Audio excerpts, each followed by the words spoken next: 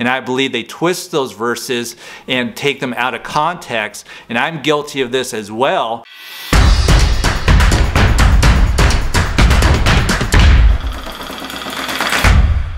About 20 years ago, I left a high-paying career and became involved with the local church. I believe this is the worst mistake I ever made in my life. You see, the purpose of this YouTube channel is to motivate people to strengthen their finances and to give them tools to help them do so. But a lot of people who are involved with the local church not only weaken their finances, but they're not giving to the poor as much as they would either like or as much as they actually think. See, apparently 47% of Americans claim that they go to church on a regular basis, and they generate $120 billion. A vast majority of that $120 billion goes to paying for the pastor, paying for employees if there's employees, and paying for real estate associated with that church. And a lot of people who are contributing to that $120 billion are doing so at the expense of their own personal finances, and they weaken their finances to such a point where they either have no savings account or they have a very small savings account, and they don't give to the poor at all because the vast majority of that $120 billion doesn't go to the poor at all. Apparently 40% of Americans have such a small savings account that they cannot handle an unexpected charge or unexpected expense of more than $400 without destroying their savings, and they suffer as a result. Not only are these people harmed, but the poor is harmed as well.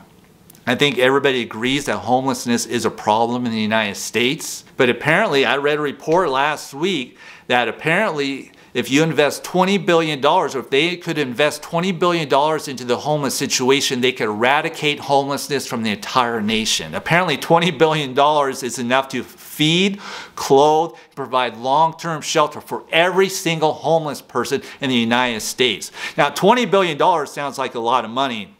It's pretty small compared to the $120 billion that the church is generating. Can you imagine if those people who are generating that $120 billion to the church back off 16% and actually give 20% to homelessness, that it would be completely eradicated from the United States? Can you imagine walking through downtown Portland and not seeing a homeless person, or walking through downtown San Francisco or Los Angeles or New York or any other major city and not seeing a homeless person? But instead, people are not donating to the homeless situation as well as other charities, and people are suffering as a result. Why do you have a problem with paying pastors or church secretaries or youth ministers or musicians or janitors? My issue is that's a violation of the most popular phrase in the Bible. I believe the most popular phrase in the Bible is that it is more blessed to give than it is to receive.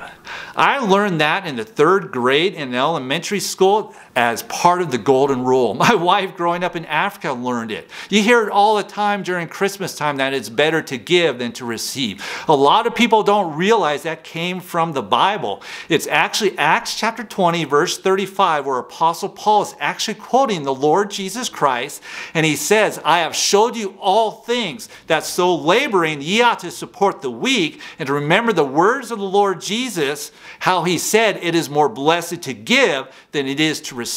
The context of that verse, the context of Acts chapter 20 verse 35 is he is exhorting, he is admonishing, he is commanding pastors of that time, elders or bishops or pastors, to work on their own, not be chargeable to the congregation. Why? So they can help support the weak. But today you see the opposite. You see able-bodied pastors, church secretaries, youth ministers, musicians, and so forth charging the congregation to receive a paycheck, and as a result, the poor is not being helped at all.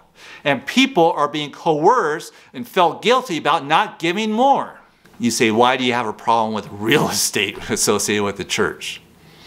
Well, a lot of people who teach end times prophecy believe very strongly that the government in the future is going to become so wicked that the Antichrist is actually going to rule the government. And when he rules the government, he's going to execute war against the saints, or he's going to try to wipe out Christianity. Now, if you believe that, then to me it makes no sense to buy a church building or rent a storefront, stick a big sign on your window advertising what days you're going to be there, what times you're going to be there, so that when the wicked Antichrist rises up, he can easily wipe you out by sending his stormtroopers if he knows what day you're going to be there and what time you're going to be there. And if you happen to miss church service that day, he's going to find you very easily as well, because your pastor, if he wants to be tax exempt, or your pastor, if he wants to have a bank account in his church's name, he has to register his address with the government. And he's required by law, if you give money to the church, he has to have your name and your address. So it'll be quite easy for those stormtroopers, if you missed that church service where all your buddies got wiped out, that they can easily hunt you down by looking at the spreadsheet in your pastor's house. To me, that's short-sighted.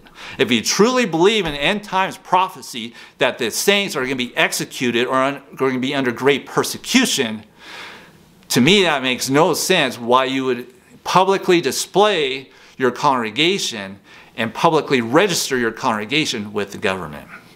Now, after seeing what happened in 2020, how most American churches did not have church service, Easter church service, because the government commanded them not to do so, and the government forced them to comply. And as a result of their obedience to the government, they got paid $7 to $10 billion. After witnessing that, I'm starting to wonder if these same people are going to be in total compliance with the Antichrist as well. I'm not even sure if these people are going to be the ones persecuted by the Antichrist or not. Food for thought. Regardless of your view of what happened on Easter Sunday in 2020, regardless of whether you believe it was a good thing not to conduct church services on the most sacred church holiday of the year, regardless of that, I think it's pretty easy to see that the New Testament church in the Bible is a lot different than today's church. Why do I say that? Because the elders or the bishops or the pastors are commanded to work on their own and to provide their own necessities.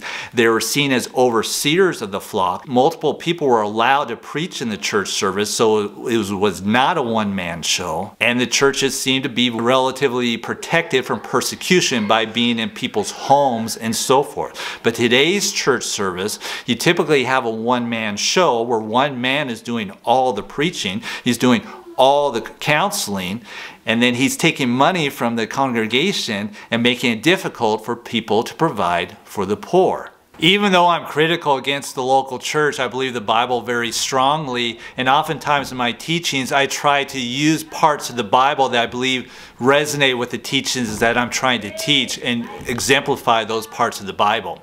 Now, a few weeks ago I published a video titled something like, "This verse caused my finances to explode," and I emphasize Ecclesiastes chapter 11 verses 1 and 2 and so forth. And I believe the Bible commands everybody to have strong savings accounts or strong savings to help weather serious storms in their lives.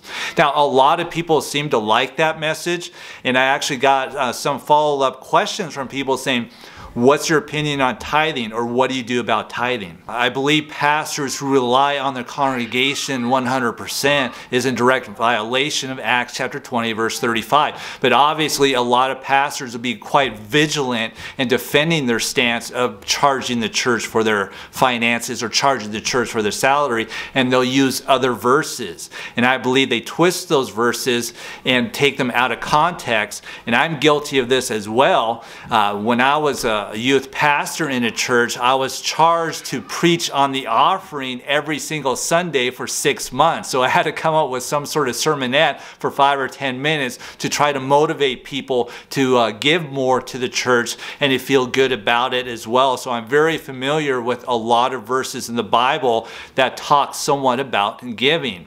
Now, I misinterpreted these verses out of unbelief, and I think a vast majority of the preachers out there are doing so so out of unbelief or just accidentally, but I would imagine there are some pastors or preachers out there who actually know the truth, but they continue to preach false doctrine as a result. But anyway, a very popular verse, and a lot of people ask me about the verse, is Malachi chapter 3 verse 8. Malachi chapter 3 verse 8 is an Old Testament verse, and it says, "Will a man rob God?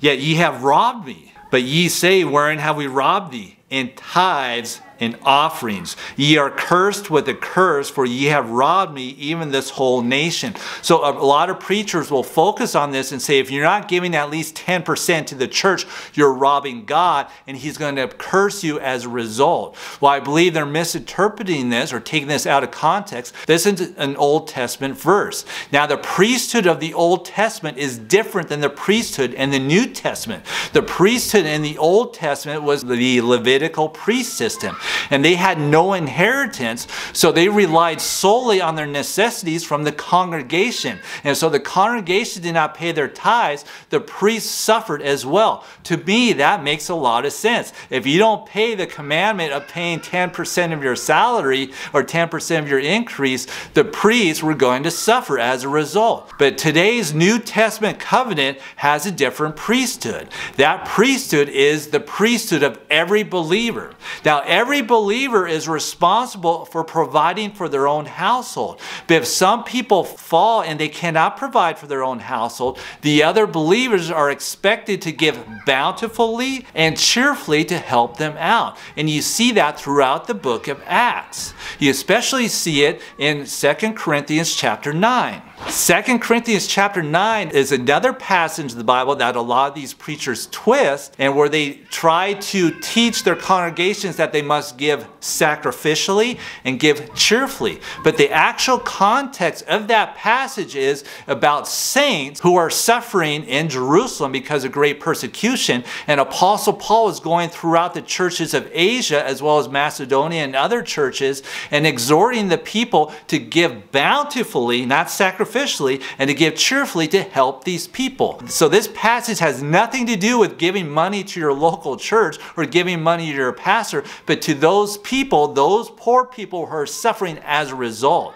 And notice he says to give it bountifully and cheerfully and not sacrificially. I read the King James Bible, and the word sacrificially is not even in the King James Bible. Another verse that I believe is twisted has to do with thou shalt not muzzle the ox that treadeth out the corn, and the labor is worthy of his reward. You see this as an Old Testament verse, but it's brought into the New Testament and mentioned 2 times in the New Testament. 1 Corinthians chapter 9 as well as 1 Timothy chapter 5 verse 18. I'll read 1 Corinthians chapter 9. 1 Corinthians chapter 9 verse 7 says, "Who goeth to warfare any time at his own charges?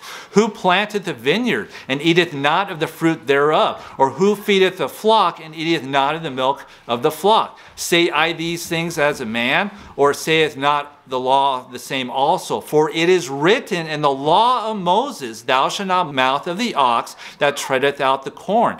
Doth God take care for oxen, or saith he altogether for our sakes? For our sakes, no doubt. This is written, that he that ploweth should plow in hope, and that he that thresheth in hope should be partaker of this hope. If we have sown unto you spiritual things, is it a great thing if we shall reap your carnal things?" So Apostle Paul is mentioning that apostles should be able to preach the gospel freely without any charge, and to receive charge from people who want to donate to them, because a worker is worthy of his reward. Now he's talking about preaching the gospel. The gospel is that Christ died for our sins according to the scriptures, that he was buried and rose again the 3rd day. Now a lot of these preachers will tie that in themselves and saying that their preaching, their counseling, and so forth is worthy to be paid for, but that is not the context. The context is people who preach the gospel 100%. I have not met any man or any woman of God who preaches the gospel 100% who is worthy of this kind of reward. Typically they do other things church related, or other things that's not church related, and they expect to be chargeable to the congregation.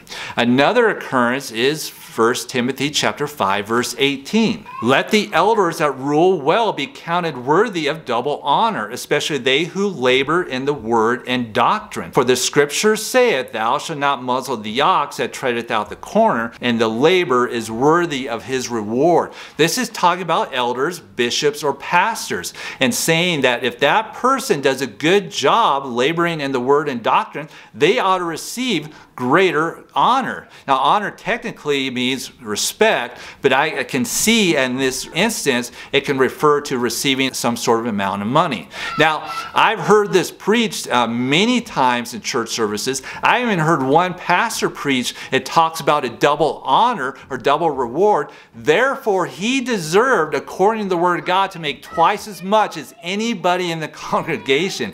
I thought that was a gross misinterpretation of the scriptures. Now, the same person who wrote this verse, 1 Timothy chapter 5, verse 18, is the same Apostle Paul in Acts chapter 20, verse 35, where he is teaching, exhorting, admonishing, and commanding pastors to work on their own so they're not chargeable to the congregation. So I believe that these elders, they should be working on their own, but if people respect them so much that they want to give them a second source of income, go ahead and do so. If they want to give them some sort of reward, go ahead and do so. But they should not be chargeable to the congregation and bear down the congregation that they cannot provide for the poor, because that pastor, that elder should be providing for the weak as well. Hopefully that kind of makes sense, but I believe very strongly that the current pastor should be working on their own to help provide for the weak, to help provide for those who cannot provide for themselves, and they should not be chargeable to the congregation, and that the poor will truly be helped as a result, instead of bogging down the congregation, pay for salaries and real estate. So what do I think about tithing, or how do I participate? I believe very strongly that the local church is way out of bounds with the congregation. I do not respect the teaching that pastors should be chargeable to the congregation and receive their salary from the congregation, and to bring down or coerce congregation members to give beyond their means. I do not believe that at all, and therefore I don't participate in giving to those people financially at all. Now, I give to the poor. I believe in giving to the poor bountifully and cheerfully, but I do not give to the current local church. Hopefully that resonates with what I taught in previous videos. And if you disagree, please let me know or give me some sort of scriptures, because I believe that a lot of verses are being misinterpreted by a lot of preachers so that they don't have to work on their own and they don't have to provide for the poor. And a lot of people are suffering as a result. Those people who are in those congregations and those people who are poor as well. Take care and God bless. Thank you.